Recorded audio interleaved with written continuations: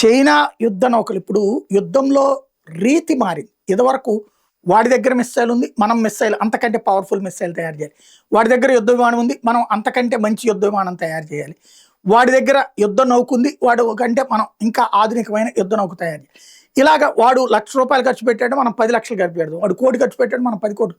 ఇట్లాగా డబ్బులతో పోటీ పడ్డాం, టెక్నాలజీ దానికంటే పవర్ఫుల్ అనే దాంతో పోటీ పడ్డాం. కానీ యుద్ధ రీతి మారిపోయింది. ఇరాన్ అమెరికా యుద్ధం, ఇరాన్ ఇజ్రాయెల్ యుద్ధం, ఇరాన్ గల్ఫ్ దేశాల యుద్ధం, అట్లాగే రష్యా ఉక్రెయిన్ యుద్ధం. వీటిట్లలో ఏంటి, అవతల వాళ్ళు బలహీనులు. వీళ్ళ అమెరికా దగ్గర ఉన్నన్ని ఆయుధాలు ఇరాన్ దగ్గర లేవు, ఇజ్రాయెల్ దగ్గర ఉన్నన్ని పవర్ఫుల్ ఆయుధాలు యుద్ధ నౌకలు, అంటే అమెరికా ఇజ్రాయెల్ దగ్గర ఉన్న యుద్ధ నౌకలు యుద్ధ విమానాలు అత్యాధునికమైనవి ఇరాన్ దగ్గర లేవు. కానీ ఎలా గెలుస్తోంది, అమెరికా ఇజ్రాయెల్ దగ్గర ఉన్న వాటిని తన దగ్గర ఉన్న డ్రోన్స్తో ధ్వంసం చేస్తుంది, మిస్సైళ్లతో ధ్వంసం చేస్తుంది. అట్లాంటి టెక్నాలజీని, అట్లాగే ఉక్రెయిన్ రష్యాని నిలువరిస్తోంది కూడా అదే.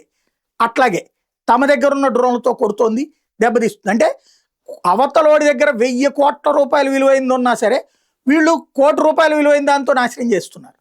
ఇప్పుడు భారతదేశం కూడా చైనా విషయంలో అదే రూట్ అనుసరిస్తోంది. 400 యుద్ధ నౌకలతో ప్రపంచంలో మేమే అమెరికా తర్వాత సెకండ్ హయ్యెస్ట్ నేవీ ఉంది అని బెదిరించేటటువంటి చైనాకి చెక్ పెట్టేందుకు మనం కూడా 500 తయారు చేద్దామా యుద్ధ నౌకలు, లేదా వాటిని ధ్వంసం చేయగలిగింది చేద్దామంటే ముందు వాటిని ధ్వంసం చేయగలిగినటువంటి long range anti ship hypersonic missile, గాలికి కంటే కూడా వేగంగా ప్రయాణించగలిగినటువంటి మిస్సైల్స్ని సిద్ధం చేస్తోంది. 1,500 కిలోమీటర్ల దూరంలోని సముద్రంలోని లక్ష్యాలని ఛేదించగలిగినటువంటి ఫైర్ అండ్ ఫర్గెట్ టెక్నాలజీతో క్యారియర్ కిల్లర్ అనేటటువంటి సరికొత్త మిస్సైల్స్ మన భారత రక్షణ పరిశోధన మండలి DRDO పరీక్షిస్తోంది.